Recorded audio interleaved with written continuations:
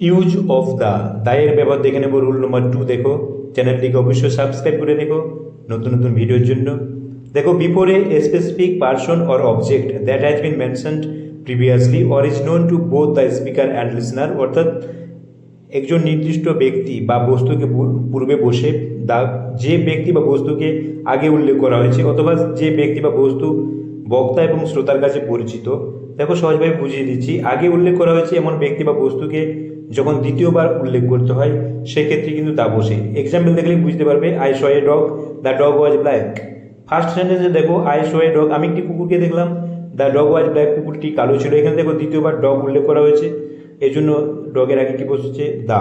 আবার দেখো, he gave me a gift, সে আমাকে একটি গিফট দিয়েছিল, দ্য গিফট ওয়াজ কস্টলি, গিফটের দামি ছিল। এখানে গিফট উল্লেখ করা হয়েছে।